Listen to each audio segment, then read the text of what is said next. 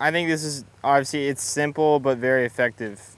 So there's obviously a little hole here. You put the ball super shallow, so you're not going to get any crazy bounce off it. But you know, it's got a line here to make sure the putter's square, and the first 5 inches of the backstroke should be straight, no matter how hard you're hitting the putt. Whereas a 1-footer or a 30-footer, you know, it's going to arc a little bit after that, but you know, the first 5 inches of the backstroke should be very straight. And even for something like this, it's you know, you're just trying to make a good backstroke and start it on line.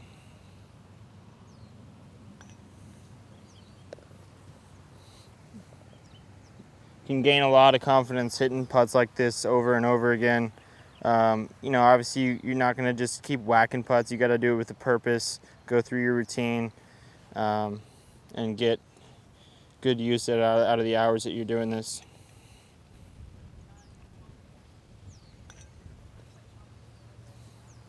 I'll blame that one on the green.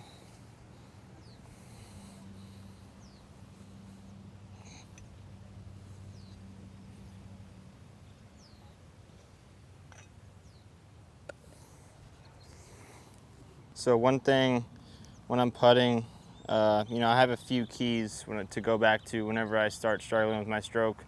One thing is to keep the putter just moving back low and slow. I just kind of keep that going through my mind, low and slow, which means keeping the putter lower to the ground and slower. So sometimes I get a little quick and the putter gets a little bit kind of de-lofted and high off the ground. So whenever I feel like I'm doing that, I'll just remind myself low and slow. You know, it looks something like this. I'll hit another one.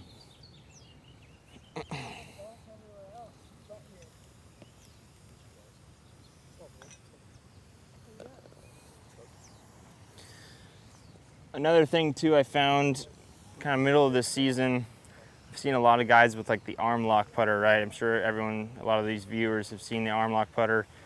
Not something I would necessarily go to, but what a visual sort of swing thought for putting I have is kind of imagining something going up my left arm, which really keeps the back of your left wrist and keeps the left hand out of play, really. So kind of feeling like something is locked from going up my left arm, and it keeps the club face super stable going through the ball, so you'll never really hit a putt off the line.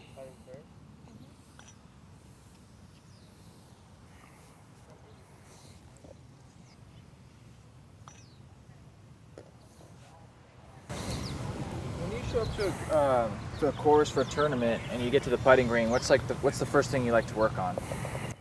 So it really depends. In college, sometimes there's not the most ideal situations when it comes to practice facilities and opportunities to have like a full practice session. But one thing I'll make sure I'll do is I'm not going to spend a ton of time hitting like mid-range putts. You know, I'm going to go around the hole at 3 or 4 feet and really make sure I'm hitting those putts in the center of the face and hitting them in the center of the hole. Because in reality, I mean, a lot of people think, you know, it'd be great to have a bunch of 10 to 15 footers all day, but it's just not the way it happens. So I'll hit a lot of 3 and 4 footers, and I'm also going to hit a bunch of 30 to 50 footers to make sure I get my speed right on the greens that I'm playing that day. One thing that people don't realize is how much speed is important when you're putting too. Even when you're hitting a birdie putt 10 feet, 12 feet, and you also have to have great speed when you're lagging it. I'd say one of the strongest things of my game is not 3-putting. 3-putting kills scores. It's really kind of demoralizing too. You hit a great shot or you hit a green when it's hard to hit and you walk out for the bogey. So making sure that your speed's right the entire day is huge, because not 3-putting has really helped me finish high in a lot of tournaments when a lot of other guys have several over 3-4 days. Yeah, college tournaments are always, at least regular season tournaments, are always 54 holes, 3 rounds. Every now and then there'll be 36-hole days where you play 36 holes the first day and then 18 the second day. Usually those are quicker tournaments. You get in, you get out. Usually the nicer run tournaments, though, are 3 separate days, 18 holes each day.